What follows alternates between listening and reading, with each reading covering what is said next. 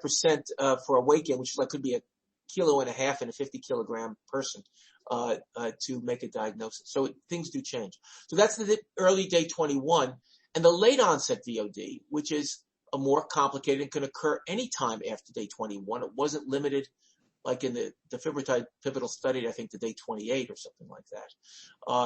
You had the Baltimore criteria, or histologically proven VOD, or the same sort of Baltimore criteria beyond day 21. But you had to have hemodynamic, and or ultrasonic evidence of VOD. So here's where the first time where you're including ultrasound in here as a part of the diagnostic criteria if you're beyond day 21. So was anybody aware of these? Actually, I take back my previous answer, because we do use ultrasound before day 21 and after day 21. For the more clear-cut cases, there'd be nobody who get a diagnosis without an ultrasound looking at these criteria. Yeah, I would totally agree with that, but I would say that the number of times we see, I'm not sure what they mean decrease in velocity. I'm not sure what that means, but the number of times we see reversal of portal flow is incredibly rare. And maybe our ultrasonographers don't know what they're looking at, but it's almost never do we see that. Yeah, I would. And it's interesting to me that, in the last discussion, we all said, yeah, we do at least do a wedge pressure. That's not in this criteria at all. Right. Right. Because we're kind of using criteria plus as things evolve, we're using other diagnostic criteria. Right. These are, go ahead, Melissa. Oh, I was just going to say, I think that's where they're hemodynamic in terms of your wedge pressure. I think that's where they're alluding to that, but it isn't clear. You'd think people would say things rather than I know. Allude. Because I don't know what a decrease in velocity means. I mean, I've never heard that term in the context of VOD diagnosis. Yeah, we use that term all the time. How do you define it?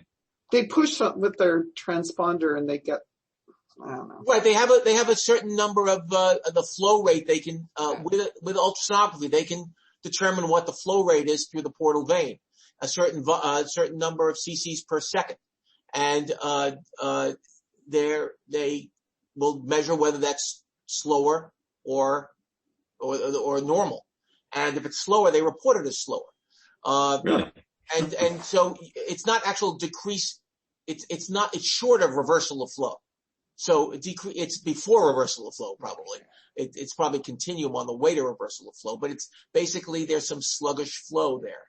And that can That's be measured. what they reported for us as sluggish flow. And pardon me? Usually they report it as sluggish flow. Yes. They have a number and they'll interpret it that's sluggish, because I think the range of normal probably is, I don't know what the normal flow is, but and our guys will report if there's an increased resistance index to hepatic artery flow. Yep. They'll throw that in there too. Yep. They say slower reverse. I'm looking at our standard practice manual about the definition, including this. This is interesting. Oh, sorry. Sorry, Missy. I was just going to ask you all, this is an area of, exploration for us at Jazz. Should we be helping educate the radiologists more? I'd love to hear your opinion. It seems like there's a lot of variability from institution to institution. Is there a way that Jazz could help educate folks around what that would look like?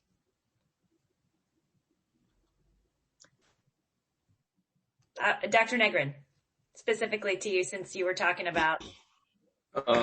Well, I don't know. I mean,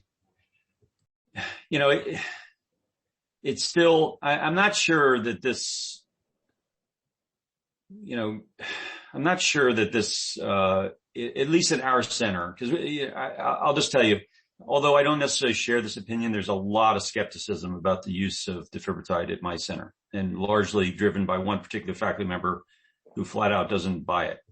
And so I don't know that this rather subtle information is going to change anyone's opinion. I mean, it may change the diagnosis of